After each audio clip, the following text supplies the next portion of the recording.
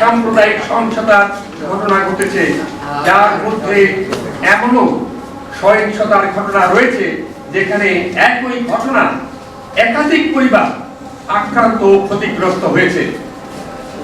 এই ঘটনাগুলো 21শে আগস্ট 2024 থেকে 31শে ডিসেম্বর 2024 পর্যন্ত 4 মাস 10 দিনের মতো। এতে যে ঘটনাগুলি রয়েছে,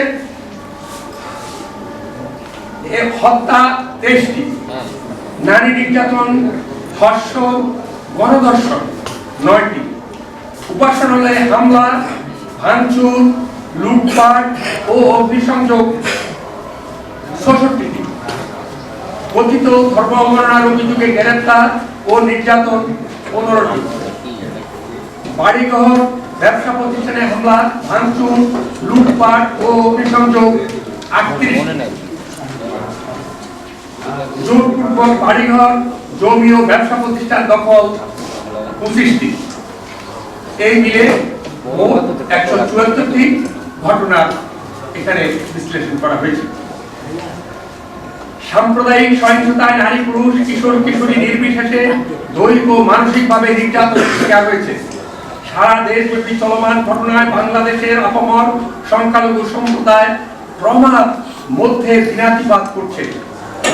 সরকারের পক্ষ থেকে সাম্প্রদায়িক সহিংসতাকে রাজনৈতিক ট্যাগ দিয়ে অস্বীকার করা এবং প্রকৃত অপরাধীদের গ্রেফতার করে বিচারের আওতায় না আনার কারণে সাম্প্রদায়িক দুর্বৃত্তরা দায় মুক্তি পেয়ে যাচ্ছে এবং এর ফলে আরো হুমকির মুখে পড়ছে আপামর সংখ্যালঘু জনগোষ্ঠী।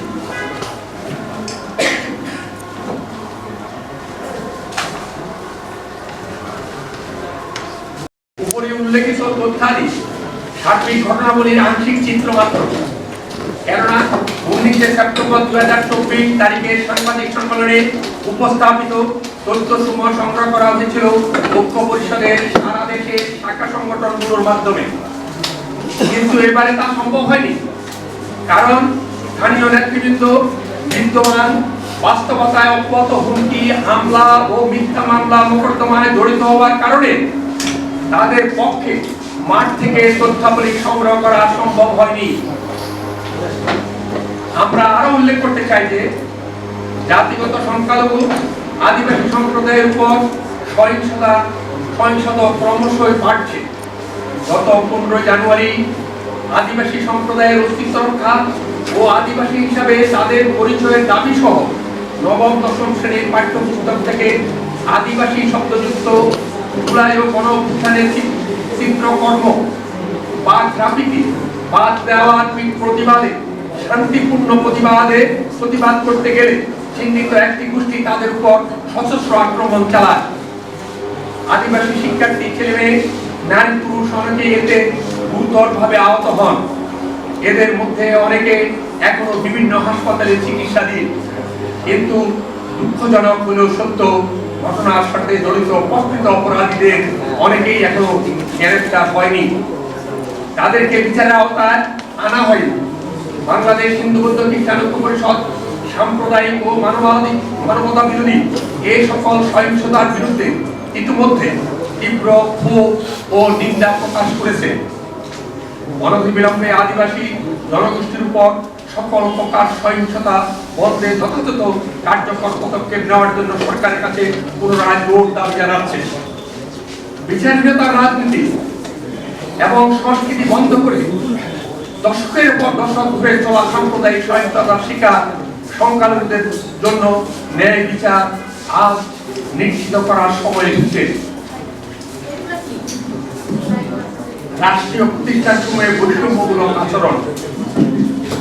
প্রিয় সাংবাদিকবৃন্দ, আমরা লক্ষ্য করছি অন্তর্বর্তীকালীন সরকার রাষ্ট্রের বিভিন্ন গুরুত্বপূর্ণ প্রতিষ্ঠানকে ব্যবহার করে সংখ্যালঘুদের প্রতি বিভিন্ন ধরনের বৈষম্যমূলক আচরণ শুরু করছে বা বৈষম্য বিরোধী ছাত্র জনতার আন্দোলনের উপর ভিত্তি করে প্রতিষ্ঠিত সরকারের কাছ থেকে অপ্রত্যাশিত এবং যা অনাকাঙ্ক্ষিত প্রথমত মব যাত্রীদের নামে এই বৈষম্যমূলক আচরণ শুরু হয়েছিল শিক্ষা প্রতিষ্ঠান থেকে সংখ্যালঘু শিক্ষকদের পদত্যাগের বাধ্য করার মধ্য দিয়ে।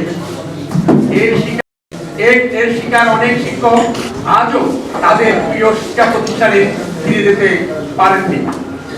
পরিস্থিতি তাদের অনেককেই পরিবার পরিজন সহ মানবতার জীবনযাপন করতে বাধ্য করছে। আজকের এই সংবাদ সম্মেলনে উল্লেখ করতে চাই 40তম ক্যাডেট সাব ইন্সপেক্টর এসআই পদে চাকুরিতে নিয়োগপ্রাপ্ত 804 জন সাব ইন্সপেক্টর সারদা পুলিশ একাডেমিতে প্রশিক্ষণকালে কথিত শৃঙ্খলা ভঙ্গের ঠুনকো অভিযোগ এনে গত 21 অক্টোবর 2024 থেকে 4 ধাপে 321 জনকে চাকরি থেকে অব্যাহতি প্রদান করা হয়েছে। প্রশিক্ষণরত 804 জনের মধ্যে ধর্মীয় সংখ্যালঘু সম্প্রদায়ের সংখ্যা ছিল 175 জন, যা মোট প্রশিক্ষণার্থীর 21.77%। অব্যাহতি পাওয়া 321 জন প্রশিক্ষণার্থীর মধ্যে 103 জন সংখ্যালঘু সম্প্রদায়ের, যা মোট অব্যাহতিপ্রাপ্তদের মধ্যে 32.9% এবং মোট প্রশিক্ষণার্থীদের মধ্যে 12.81%। অর্থাৎ মোট প্রশিক্ষণার্থীর মধ্যে সংখ্যালঘু সম্প্রদায়ের 21.77% থেকে 8.96% নামিয়ে নেওয়া হয়েছে। 55 জন নারী কর্মকর্তার মধ্যে 33 জনকে অব্যাহতি দেওয়া হয়েছে। এই অব্যাহতিপ্রাপ্ত নারী কর্মকর্তার মধ্যে 33 জনের মধ্যে 16 জনেই সংখ্যালঘু সম্প্রদায়, যা মোট অব্যাহতির 48.48%। যাদেরকে অব্যাহতি দেওয়া হয়েছে তাদেরকে যথাযথ বিধি অনুসরণ করে আত্মপক্ষ সমর্থনের সুযোগ দেওয়া হয়নি বলে জানা যায়। আমরা মনে করি এই ধরনের প্রক্রিয়া বাংলাদেশের প্রচলিত আইন ও বিধি সম্পূর্ণ পরিপন্থী এবং মানবাধিকারের সুস্পষ্ট লঙ্ঘন। আমরা আরো লক্ষ্য করলাম 15 ডিসেম্বর 2024 তারিখে 40তম বিসিএস এর পুলিশ ক্যাডারের শিক্ষানবিশ সহকারী পুলিশ সুপারদের প্রশিক্ষণকালীন সময়ে 66 জনের মধ্য থেকে 25 জনকে অজানা কারণে কারণ দর্শানোর নোটিশ জারি করা হয়েছে। পরবর্তীতে 21 জনকে বাদ দেওয়া হয়, যার মধ্যে সংখ্যালঘু সম্প্রদায়ের 9 জন।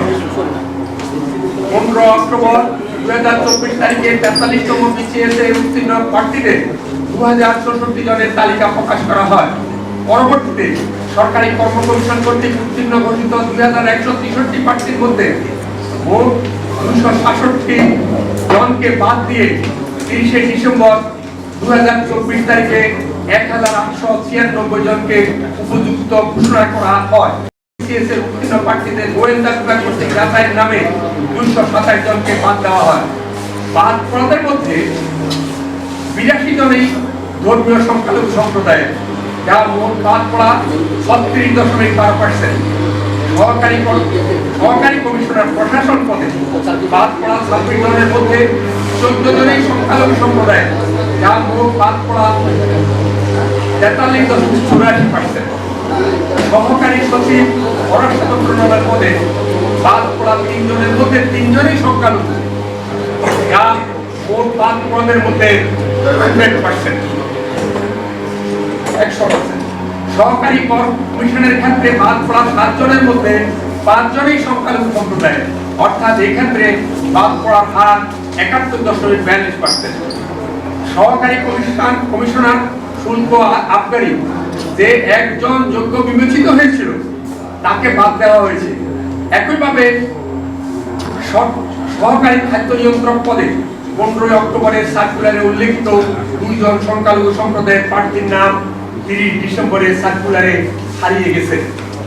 অনুরূপভাবে প্রভাষক সমাজ বিজ্ঞান পদে বাদ দেওয়া 5 জনের মধ্যে 5 জন এবং প্রভাষক ইংরেজি পদে বাদ পড়া 8 জনের মধ্যে 6 জনই সংখ্যালঘু সম্প্রদায়ের। অন্যান্য পদসমূহে বৈষম্যমূলক আচরণের প্রবণতা পরিলক্ষিত হয়। এটি ছিল বিসিএস। জানা গেছে উচ্চতর আদালতে অ্যাটর্নি জেনারেল থেকে একজন মাত্র ডেপুটি অ্যাটর্নি জেনারেল ও একজন সহকারী অ্যাটর্নি জেনারেল সংখ্যালঘু সম্প্রদায়। সরকারি কর্ম কমিশনে সংখ্যালঘু সম্প্রদায়ের কোনো প্রতিনিধিত্ব রাখা হয়নি। আজকের এই সংবাদ সম্মেলন থেকে বিভিন্ন প্রতিষ্ঠানে রাষ্ট্রের বৈষম্যমূলক আচরণের তীব্র নিন্দার পাশাপাশি অনতিবিলম্বে এই ধরনের বৈষম্যমূলক আচরণ বন্ধের জন্য সরকারের কাছে জোর দাবি জানাচ্ছি। আমরা মনে করি সংখ্যালঘু সম্প্রদায়ের প্রতি এই ধরনের আচরণ সকল রাষ্ট্রীয় প্রতিষ্ঠান থেকে সংখ্যালঘুদের পর্যায়ক্রমিক নিঃস্বকরণ প্রক্রিয়ার একটি গভীর ষড়যন্ত্রের অংশ। বৈষম্য বিরোধী ছাত্র আন্দোলনের মূল স্লোগান ছিল কোটা না মেধা, উচ্চারিত হয়েছিল মেধা মেধা। এক্ষেত্রে সরকার মেধাকেই গুরুত্ব না দিয়ে কোটাকেই বৈষম্যের হাতিয়ার হিসাবে গুরুত্ব দিয়েছে বলে আমরা মনে করি। অন্তর্বর্তীকালীন সরকার কর্তৃক সংবিধান সংস্কারের উদ্যোগ। প্রিয় সাংবাদিক ভাই ও বোনেরা, বাংলাদেশ অন্তর্বর্তীকালীন সরকার মুক্তিযুদ্ধের মাধ্যমে অর্জিত সংবিধান সংস্কারের জন্য অধ্যাপক ডক্টর আলী রিয়াদের নেতৃত্বাধীন একটি কমিটি গঠন করেছে। উক্ত কমিটি ইতিমধ্যে একটি খসড়া প্রস্তাব মাননীয় প্রধান উপদেষ্টার কাছে জমা দিয়েছে। পত্রিকান্তরে জানতে পারলাম এতে রাষ্ট্রের মূলনীতি পরিবর্তনের প্রস্তাব দেওয়া হয়েছে, বিশেষ করে ধর্মনিরপেক্ষতাকে বাদ দেওয়ার সুপারিশ করা হয়েছে। উল্লেখ্য, এই সংস্কার কমিটিতে সংখ্যালঘু সম্প্রদায়ের কোনো প্রতিনিধিত্ব ছিল না, বা সংস্কার কমিটির পক্ষ থেকে অংশীদার হিসাবে হিন্দু, বৌদ্ধ, খ্রিস্টান ও আদিবাসী সম্প্রদায়ের প্রাতিষ্ঠানিক নেতৃত্বের সাথে এই বিষয়ে কোনো আলোচনাও করা হয়নি। ৩০ লক্ষ শহীদের রক্তে ও ২ লক্ষ মা বোনের সংগ্রামের বিনিময়ে মুক্তিযুদ্ধের মধ্য দিয়ে অর্জিত স্বাধীনতার জন্য মুসলিম, হিন্দু, বৌদ্ধ ও খ্রিস্টান একসাথে কাঁধে কাঁধ মিলিয়ে যুদ্ধ করেছিল অসাম্প্রদায়িক, বৈষম্যহীন ও গণতান্ত্রিক প্রতিষ্ঠার প্রত্যয়ে। স্বাধীন দেশে 1972 সালে 4 মূলনীতির উপর ভিত্তি করে গণপ্রজাতন্ত্রী বাংলাদেশের সংবিধান রচিত হয়েছিল। সংবিধান সংস্কার কমিটির পক্ষ থেকে ধর্মনিরপেক্ষতা সহ 3 মৌলনীতি বাদ দেওয়া এবং গণপ্রজাতন্ত্রী শব্দটিতে পরিবর্তন আনার প্রচেষ্টা কোনোভাবেই গ্রহণযোগ্য নয়। ধর্মনিরপেক্ষতাকে বাদ দেওয়া ধর্মীয় স্বাধীনতার বিরুদ্ধাচরণের নামান্তর ও রাষ্ট্র ও সমাজ জীবনে ধর্মীয় জাতিগত সংখ্যালঘুদের ক্ষেত্রে যে সকল বৈষম্য বিদ্যমান তা অস্বীকার করা, সকল প্রকার সাম্প্রদায়িকতা ও রাজনৈতিক উদ্দেশ্যে ধর্মের অপব্যবহারের পৃষ্ঠপোষকতা করা, সকল ধর্মের জনগোষ্ঠীর ধর্মীয় স্বাধীনতা সুরক্ষার জন্য সরকারের যে দায়বদ্ধতা রয়েছে তা থেকে রাষ্ট্রকে মুক্তি দেওয়া বলেই আমরা মনে করি। সংবিধান সংস্কারের ক্ষেত্রে আমাদের যে প্রস্তাবনা রয়েছে তা আপনাদের মাধ্যমে আজকের এই সংবাদ সম্মেলনে তুলে ধরতে চাই।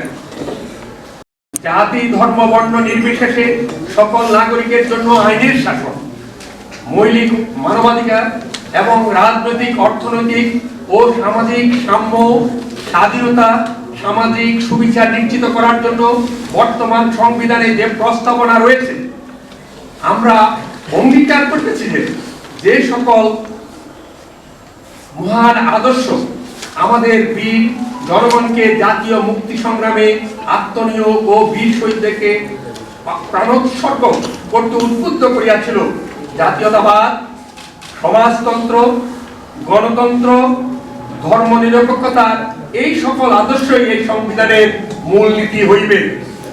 আমরা এই প্রস্তাবনা হুবহু বহাল রাখার পক্ষে মত প্রকাশ করছি। 2, সংবিধানের 2 ক প্রজাতন্ত্রের রাষ্ট্রধর্ম ইসলাম, তবে হিন্দু, বৌদ্ধ, খ্রিস্টান সহ অন্যান্য ধর্ম পালনের রাষ্ট্র সমমর্যাদা ও সম অধিকার নিশ্চিত করিবেন। এই অনুচ্ছেদটি সংবিধানের মূল প্রস্তাবনার সকল নাগরিকের জন্য আইনের শাসন, মৌলিক মানবাধিকার এবং রাজনৈতিক, অর্থনৈতিক ও সামাজিক সাম্য, স্বাধীনতা ও সুবিচার নিশ্চিত করার পরিপন্থী ও সাংঘর্ষিক এবং তা বাংলাদেশের ঐক্যবদ্ধ জাতিসত্তাকে ধর্মের ভিত্তিতে বিভাজিত করে ধর্মীয় জাতিগত সংখ্যালঘুদের দ্বিতীয় শ্রেণীকে সেই নাগরিকে পরিণত করেছে। তাই সংবিধানে আনা 2 ক অনুচ্ছেদটি সম্পূর্ণভাবে বাতিল করার প্রস্তাবনা আপনাদের মাধ্যমে আপামর দেশবাসীর কাছে উত্থাপন করছি। 3, ধর্ম নিরপেক্ষতা ও ধর্মীয় স্বাধীনতা নিশ্চিত করার জন্য সংবিধানের 12 নম্বর অনুচ্ছেদে ধর্ম নিরপেক্ষতা নীতি বাস্তবায়নের জন্য সর্বপ্রকার সাম্প্রদায়িকতা, রাষ্ট্র কর্তৃক কোন ধর্মকে বিশেষ মর্যাদা দান, রাজনৈতিক উদ্দেশ্যে ধর্মের অপব্যবহার, কোন বিশেষ ধর্ম পালনকারী ব্যক্তির প্রতি বৈষম্য বা তাহার উপর বৈষম্য ও নিপীড়ন বিলোপ করা হইবে উল্লেখ রয়েছে। উপরোক্ত 12 নম্বর অনুচ্ছেদে বর্ণিত ধর্ম নিরপেক্ষতা ও ধর্মীয় স্বাধীনতা হুবহু বহাল রাখার পক্ষে অভিমত ব্যক্ত করছি। কারণ ধর্মনিরপেক্ষ রাষ্ট্রের চরিত্র ও বৈশিষ্ট্য জাতি ধর্ম নির্বিশেষে সকল নাগরিকের অন্তর্ভুক্তি নিশ্চিত করে, যা আমাদের সংবিধানের অন্যতম মূলনীতি। ধর্ম প্রকৃতির কারণে বৈষম্য সম্বলিত সংবিধানের 28 নম্বর অনুচ্ছেদে উল্লেখ রয়েছে 28(1) গোষ্ঠী, বর্ণ, নারী পুরুষ ভেদ বা ধর্মস্থানের কারণে কোন নাগরিকের প্রতি রাষ্ট্র বৈষম্য প্রদর্শন করিবে না।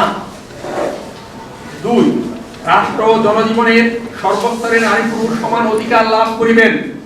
3, কেবল ধর্ম, গোষ্ঠী, বর্ণ, নারী ও পুরুষ ভেদ ও জন্মস্থানের কারণে জনসাধারণের কোনো বিনোদন বা বিশ্রামের স্থানে প্রবেশের কিংবা কোনো শিক্ষা প্রতিষ্ঠানে ভর্তির বিষয়ে কোনো নাগরিককে কোনরূপ অক্ষমতা, বাধ্যবাধকতা, বাধা বা শর্তের অধীন করা যাইবে না। 4, নারী ও শিশুদের অনুকূলে কিংবা নাগরিকদের যে কোনো অনগ্রসর অংশের অগ্রগতির জন্য বিশেষ বিধান প্রণয়ন হয়েছে এই অনুচ্ছেদের কোনো কিছুই রাষ্ট্রকে নিবৃত্ত করিবেন না। তাই ধর্ম প্রকৃতির কারণে বৈষম্য সম্বলিত 28 নম্বর অনুচ্ছেদ হুবহু বহাল রাখার পক্ষে দৃঢ় অভিমত ব্যক্ত করছি এবং ধর্মীয় জাতিগত সংখ্যালঘুদের ক্ষেত্রে বিরাজমান বৈষম্য দূর করার জন্য 1, সংখ্যালঘু সুরক্ষা আইন প্রণয়ন, 2, জাতীয় সংখ্যালঘু কমিশন গঠন ও 3, সংখ্যালঘু মন্ত্রণালয়ের প্রস্তাবনা সরকার ও দেশবাসীর সামনে আপনাদের মাধ্যমে উত্থাপন করছি। কারণ ধর্মীয় জাতিগত সংখ্যালঘুদের জীবনে ও সমাজে বিরাজমান বৈষম্য দূর করা এবং আইনের দৃষ্টিতে সকল নাগরিক সমান এবং আইনের সমান আশ্রয় লাভের অধিকারী হওয়ার ক্ষেত্রে এই প্রস্তাবনাগুলো বিবেচনা রাখা অত্যাবশ্যক। 4, বিগত 7 দশকে অব্যাহত নির্যাতন, নিপীড়ন, বৈষম্যের কারণে ধর্মীয় সংখ্যালঘু সম্প্রদায় অগ্রসরমান জনগোষ্ঠী থেকে অনগ্রসর জনগোষ্ঠীতে পরিণত হওয়ার বাংলাদেশের জাতীয় সংসদে ধর্মীয় জাতিগত সংখ্যালঘু জনগোষ্ঠী যথাযথ প্রতিনিধিত্ব সংবিধানে নিশ্চিত করার লক্ষ্যে বাংলাদেশের 60টি সংসদীয় আসন নির্ধারণ করে সংখ্যালঘুদের সরাসরি ভোটে সংখ্যালঘুদের জন্য 60টি আসন সংরক্ষণের প্রস্তাবনা সরকার, রাজনৈতিক দল ও নাগরিক সমাজের সহৃদয় বিবেচনার নিমিত্তে আজকের এই সংবাদের সম্মেলনে উত্থাপন করছি। আমরা 60টি সংসদীয় আসন নির্ধারণের মাধ্যমে সংখ্যালঘুদের 60টি আসনের কথা আমরা পরিষ্কারভাবে বলতে চাই। রাষ্ট্রীয় প্রতিষ্ঠান সময়ে ধর্মীয় জাতিগত সংখ্যালঘুদের প্রতিনিধিত্ব। প্রিয় সাংবাদিক বন্ধুরা, আপনারা অবগত আছেন যে বাংলাদেশে রাষ্ট্রীয় প্রতিষ্ঠান সময়ে জাতি, ধর্ম, বর্ণ নির্বিশেষে প্রতিনিধিত্বের ক্ষেত্রে বড় ধরনের বৈষম্য বিদ্যমান। জাতীয় নির্বাচন কমিশন, জাতীয় মানবাধিকার কমিশন, সরকারি কর্ম কমিশন ও জাতীয় তথ্য কমিশন সহ অন্যান্য রাষ্ট্রীয় প্রতিষ্ঠান বৈষম্যহীন অসাম্প্রদায়িক বাংলাদেশ গড়ার ক্ষেত্রে এটা একটি বড় ধরনের বাধা, যা দূর করার নিমিত্তে এই মুহূর্তে পদক্ষেপ নেওয়ার জন্য সরকারের কাছে জোর দাবি জানাচ্ছি। আমরা প্রস্তাব করছি প্রতিটি প্রতিষ্ঠানের কমিটিতে কমপক্ষে 20% ধর্মীয় জাতিগত সংখ্যালঘু জনগণের প্রতিনিধিত্ব নিশ্চিত করা হোক। ধর্মীয় জাতিগত সংখ্যালঘু নেতৃবৃন্দের বিরুদ্ধে হয়রানিমূলক মিথ্যা মামলা দায়ের। প্রিয় সাংবাদিক বন্ধুগণ, আওয়ামী লীগ সরকারের পতনের পর ধর্মীয় জাতিগত সংখ্যালঘু নারী, পুরুষ, যুবক, যুবতী, কিশোর, কিশোরী গত 9 আগস্ট 2024 থেকে শুরু করা চলমান সাম্প্রদায়িক সহিংসতার বিরুদ্ধে বিভিন্ন সময় সম্মিলিতভাবে দেশব্যাপী শান্তিপূর্ণভাবে প্রতিবাদ জানায়। কোনো কোনো ক্ষেত্রে সহিংসতার বিরুদ্ধে প্রতিরোধ গড়ে তোলে। আমরা লক্ষ্য করেছি সমাজের এক বিশেষ গোষ্ঠী সারা দেশব্যাপী ধর্মীয় জাতিগত সংখ্যালঘুদের বিরুদ্ধে হয়রানিমূলক মিথ্যা মামলা দায়ের করে এবং প্রশাসনের পক্ষ থেকে দায়েরকৃত মিথ্যা মামলাকে আমলে নিয়ে বেশ কয়েকজন নেতৃবৃন্দকে গ্রেফতার করে যারা বর্তমানে বিভিন্ন কারাগারে আটক করেছেন। এদের মধ্যে অন্যতম হচ্ছে বাংলাদেশ সম্মিলিত সনাতনী জাগরণ জোটের মুখপাত্র চিন্ময় কৃষ্ণ দাস ব্রহ্মচারী, যিনি দীর্ঘদিন কারাভ্যন্তরে রয়েছেন। অনেকেই আত্মগোপনে রয়েছেন। আমরা আরো লক্ষ্য করছি স্বৈরাচারের দোষর টেক লাগিয়ে ধর্মীয় জাতিগত সংখ্যালঘুদের বিরুদ্ধে মিথ্যা মামলা দায়ের করে তাদেরকে হয়রানি ও কারাগারে পাঠাবার ব্যবস্থা করে সর্বশক্ত করার জন্য জোর অপচেষ্টা অব্যাহত রয়েছে। সাম্প্রদায়িক সহিংসতা চক্রান্তের সাথে যুদ্ধ অপরাধীরা বিতর্কে সমাজে ঘুরে বেড়াচ্ছে। আমরা আরো লক্ষ্য করছি যে ধর্মীয় জাতিগত সংখ্যালঘু নেতৃবৃন্দের পক্ষে যারা আইনগত সহায়তা দিতে ইচ্ছুক তাদেরকেও বিশেষ গোষ্ঠী সংঘবদ্ধভাবে বাধা দিচ্ছে। এমনকি কোথাও কোথাও তাদেরকে শারীরিকভাবে নির্যাতন চালানো হচ্ছে। আমরা মনে করি একজন মানুষ ও দেশের নাগরিক হিসেবে ধর্মীয় জাতিগত সংখ্যালঘুদের আইনি সহায়তা পাওয়ার অধিকার আজ হুমকির সম্মুখীন।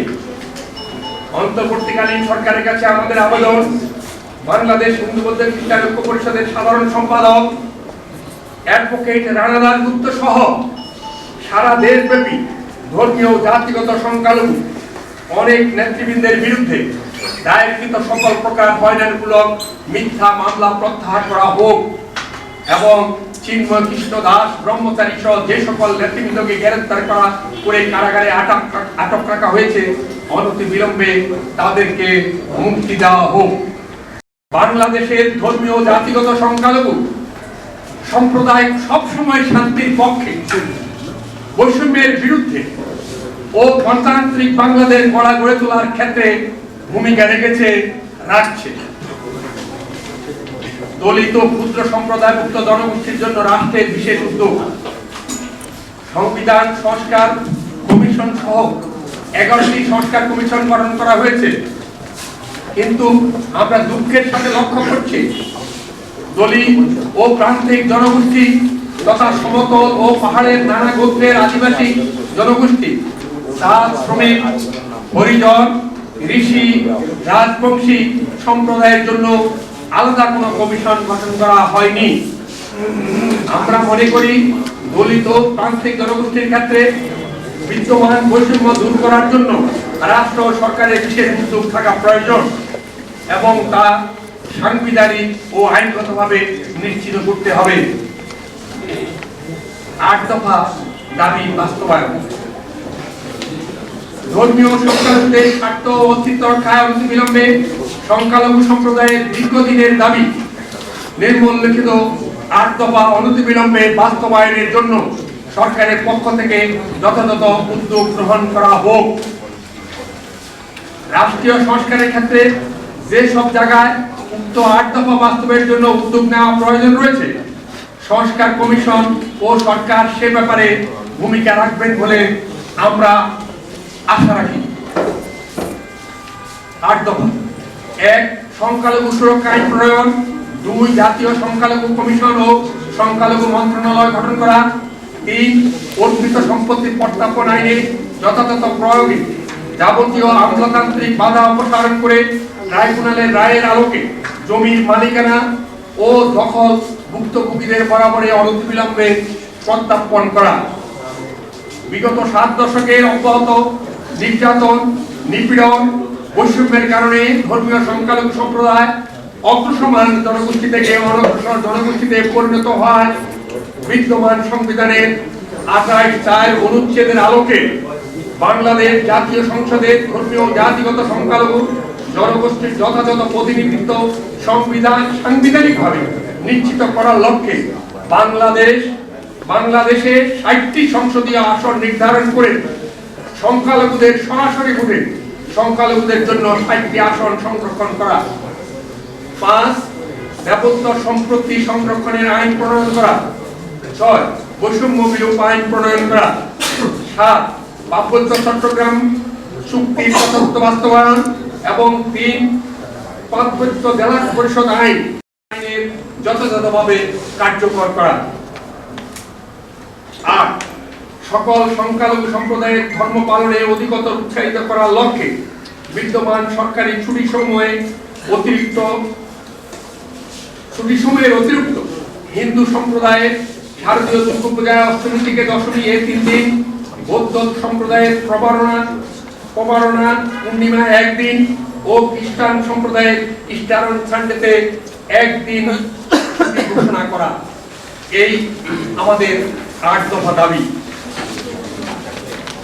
সম্প্রদায়ের জনগণের জীবনে চলমান করুণ পরিস্থিতি ও তাদের আকাঙ্ক্ষা সমূহ আপনাদের মাধ্যমে দেশবাসী, সকল রাজনৈতিক দল, নাগরিক সমাজের নেতৃবৃন্দ এবং বর্তমান সরকারের কাছে তুলে ধরতে সচেষ্ট হয়েছি আজকে এই সংবাদ সম্মেলনের মাধ্যমে। আমরা বিশ্বাস করি অন্তর্বর্তীকালীন সরকার এই ব্যাপারে প্রয়োজনীয় কার্যকরী পদক্ষেপ গ্রহণ করবেন। সকল রাজনৈতিক দলের নেতৃবৃন্দের প্রতি আমাদের আবেদন, বৈষম্যহীন, অসাম্প্রদায়িক, গণতান্ত্রিক ও মানবিক বাংলাদেশ গড়ে তোলার লক্ষ্যে ধর্মীয় ও জাতিগত সংখ্যালঘুদের ক্ষেত্রে বিদ্যমান বৈষম্য দূর করার জন্য প্রয়োজনীয় জনমত গড়ে তোলা সহ নানাবিধ উদ্যোগ গ্রহণ করবেন এবং তাদের রাজনৈতিক সম্পাদ্য কার্যাবলীতে অন্তর্ভুক্ত করবেন। সবশেষে বলতে চাই, ধর্মীয় জাতিগত সংখ্যালঘুরা আজ ঐক্যবদ্ধ সাম্প্রদায়িক সহিংসতার বিরুদ্ধে অধিকার ও মর্যাদা প্রতিষ্ঠা এবং বক্তৃত্ব রক্ষায়। প্রিয় সাংবাদিক ভাই বোনেরা, দীর্ঘ সময় ধরে আপনারা আমাদের বক্তব্য শুনেছেন। আমরা আশা করব আপনারা আপনাদের নিজ নিজ গণমাধ্যমে আমাদের বক্তব্যকে তুলে ধরে ধর্মীয় জাতিগত সংখ্যালঘুদের চলমান বৈষম্য বিরোধী মানবাধিকার আন্দোলনকে এগিয়ে নিতে সর্বাত্মক সহায়তা করবেন। বিষয়টি একেবারেই পরিষ্কার। উনি কারাবন্দে রয়েছেন এবং সাংগঠনিকভাবে ওনার মুক্তির জন্য আমরা সংগঠনের পক্ষ থেকে আমরা দাবি করেছি, এর আগেও আমরা বলেছি, এখন আমরা সেই দাবি জানাচ্ছি। তাকে অনতিবিলম্বে তার বিরুদ্ধে আনিত মিথ্যা মামলা থেকে তাকে অব্যাহতি দিয়ে কারামুক্তি দেওয়া হোক। আমার একটা প্রশ্ন হচ্ছে যে এই যে এখানে আপনারা হিন্দু মুসলিম খ্রিস্টান আছে, এখানে হিন্দুদের সংখ্যা কত বা খ্রিস্টানদের কারো বাড়ি বা প্রতিষ্ঠানে হামলা হয়েছে কিনা তার কোনো পরিসংখ্যান আছে কিনা, বা বৌদ্ধদের কোনো প্রতিষ্ঠানে আছে? সবসময় আপনারা যখন সংবাদ সম্মেলন করেন শুধু দেখা যাচ্ছে যে হিন্দুদের বাড়ি ঘর লুটপাট সেই বলা হচ্ছে, কিন্তু আদৌ শুনতেছি না যে খ্রিস্টান হামলা হয়েছে। ধন্যবাদ আপনাকে। আরেকটা প্রশ্ন, সেটা হলো যে আপনাদের এই হিন্দু বৌদ্ধ খ্রিস্টান ঐক্যজোটের নেতাদের বিরুদ্ধে একটা মামলা হয়েছে। কাকেশ্বরী মন্দিরের সেবায়ের দাবিদার পল্টন দাস তিনি মামলা করছেন যে তাদের সম্পত্তি দখল করে। এই বিষয়টা জানাবেন পাশাপাশি। ধন্যবাদ। আমি প্রত্যেকে এখানে আমাদের প্রেসিডেন্ট অন্যতম সদস্য রয়েছেন, উনি সম্প্রদায়ের ব্যাপারে এখানে আমাদের অন্যতম সভাপতি সুশান্তন তালুকদার আছে এই ব্যাপারে বলবেন।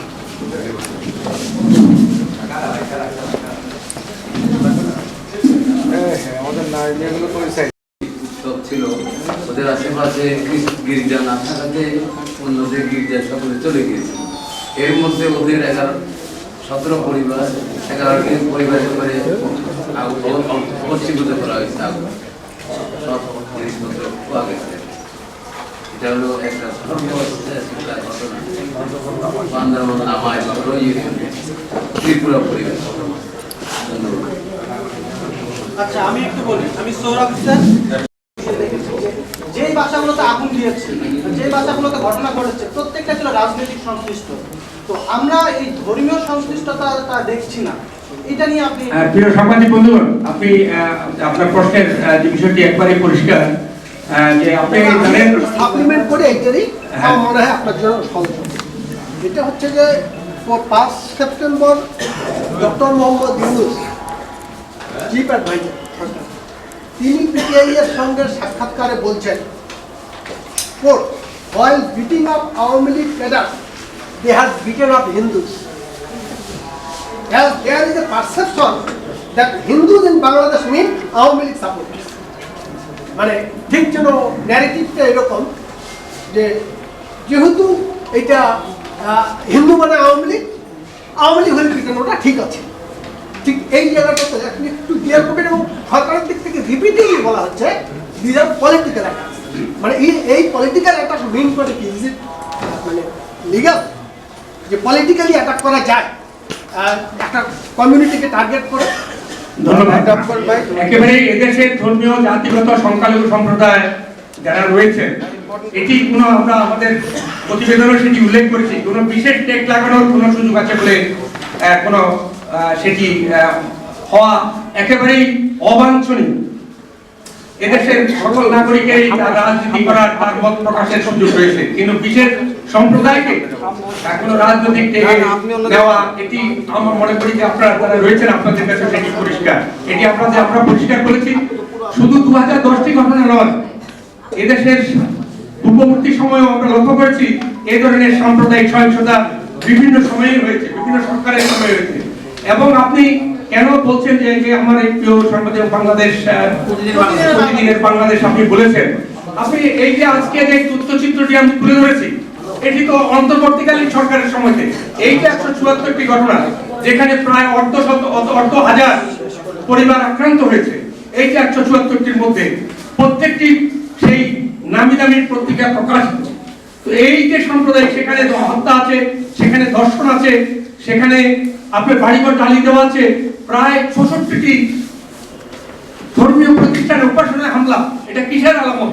তারপরেও আপনারা বলবেন যে এটি কোনো রাজনৈতিক, এটি আমার মনে হয় এটি আপনাকে পরিষ্কার করা। আমার কথা হচ্ছে যাদের পাশে ঘটনাগুলো ঘটছে তারা গত 15 বছরে এলাকায় একটা হচ্ছে মানে অস্থিরতা কায়েম ছিল এবং তার নেতৃত্ব ছিল এলাকায়। আমার ইনভেস্টিগেশন নিজে, এবং আমি প্রতিটা ঠাকুরগাঁয়ে যে ঘটনাগুলো ঘটছে আমার ঠাকুরগাঁও পুরোটা নখদর্পণে, এবং তারা ওই এলাকায় এক সময় মানে ত্রাসের কায়েম করছে এবং 5 আগস্টের দিন বা তার পরবর্তী সময়ে ওই বাসাগুলোতে হামলা হয়েছে।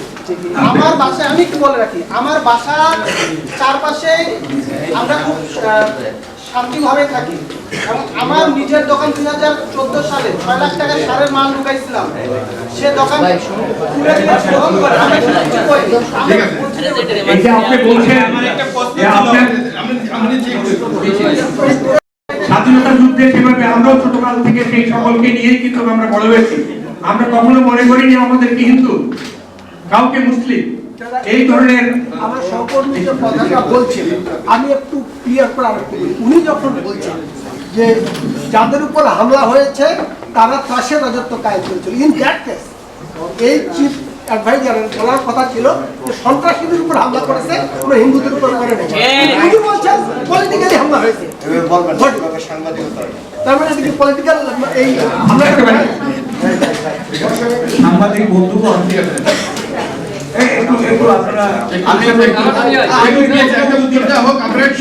সাংবাদিক বন্ধুগণ, ভারপ্রাপ্ত সাধারণ সম্পাদক বিস্তারিতভাবে আপনাদের কাছে তুলে ধরেছেন এবং আমরা সেটাও আমরা বিস্তারিতভাবে তুলে ধরেছি। এটা জাতীয় আন্তর্জাতিকভাবে তুলে ধরা হয়েছে এবং সেখানে এমনকি আমরা ওই কথাটাও বলেছি যখন কেউ কষ্ট করেছেন আমরা ওখানে আরে ভাই শেষ হোক। কি ব্যাপারে করতেছেন কেন? আমরা ওখানেও দেখেছি যে শতকরা সঙ্গে জড়িত নয়, তারপরেও আমাদের কথা আছে যে যারা এই সমস্ত কথা বলছেন তারা গণতন্ত্র বলতে অজ্ঞান।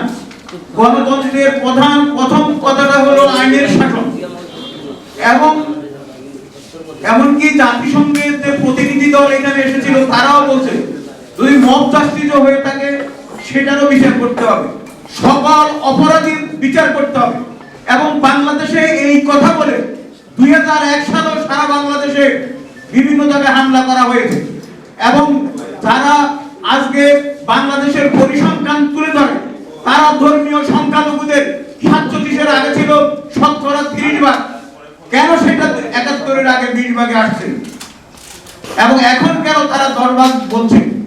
এই কারণে আমরা তুলে ধরেছি জাতি রাষ্ট্র প্রতিষ্ঠা হওয়ার আগে বাংলাদেশে ধর্মীয় সংখ্যালঘুর হার যেটা ছিল এমনকি 51 সালও ছিল 23.1। কাজে এই যে পাকিস্তানি মানসিকতার কারণে পাকিস্তানকে ধর্মীয় সংখ্যালঘু শূন্য করা হয়েছে 3%, মানে 1% হলো খ্রিস্টান, 1% হিন্দু, আর 1% হলো আহমদিয়া। আজকে পাকিস্তানের গণতন্ত্রের অবস্থা কি আপনারা জানেন? আফগানিস্তানে কি আমরা জানি? পাকিস্তানে আজকে সামরিক বাহিনী ঠিক করে কারে ক্ষমতায় রাখবে কারে ক্ষমতায় রাখবে না। বাংলাদেশে তারা গণতন্ত্রের কথা বলেন এবং ধর্মনিরপেক্ষতার বিরোধিতা করেন, তারা আসলে সাম্প্রদায়িক, অগণতান্ত্রিক এবং গণতন্ত্র বিরোধী শক্তি। তারা বলতে চাচ্ছে যে কোনো লোকের উপরে যখন কোনো উত্তর দিতে পারে না তখন বলে যে রাজনৈতিক, তখন কোনো উত্তর দিতে পারে না তখন বলে যে কি বলে প্রতিপক্ষের উপর হামলা হয়েছে। এই সমস্ত কথা বলে আমরা বিশ্ববাসীর কাছে আমরা নিজেদের দুর্বলতা এবং অপরিপক্কতা তুলে ধরছি। যেই কারণে এই যে তারা বিভিন্ন কমিশন করেছেন এবং বিশেষ করে সংবিধান নিয়ে কথা বলেছেন, তারা জানেন না যে 30 লক্ষ লোকের রক্তের বিনিময়ে যে 4 মূলনীতি জাতি রাষ্ট্র প্রতিষ্ঠা হয়েছিল, জাতীয়তাবাদ এবং ধর্মনিরপেক্ষ গণতান্ত্রিক রাষ্ট্র ব্যবস্থা। ধর্মনিরপেক্ষ গণতান্ত্রিক রাষ্ট্র ব্যবস্থার কারণে আমরা যুক্তরাষ্ট্র, যুক্তরাজ্য, ফ্রান্স, ভারতের আজকে দেখি সুযোগের সমতা সেখানে রয়েছে। ভারতেও একজন মুসলিম রাষ্ট্রপতি হয়েছে, এখন যিনি রাষ্ট্রপতি আছেন তিনি দ্রৌপদী মুর্মু, তিনি আদিবাসী। কাজেই অন্যদের সঙ্গে গণতান্ত্রিক রাষ্ট্রের সঙ্গে তুলনা করে লাভ নাই, বরং তাদের কাছে শিক্ষা গ্রহণ করতে হবে এবং এই সমস্ত অপরিপক্ক কথাবার্তা বলে সাম্প্রদায়িক নির্যাতন, নিপীড়নকে উৎসাহিত করার বিরুদ্ধে আমরা বলতে চাই। এদের বিরুদ্ধে আপনাদেরকে রুখে দাঁড়াতে হবে, আমরা সবাই রুখে দাঁড়াচ্ছি।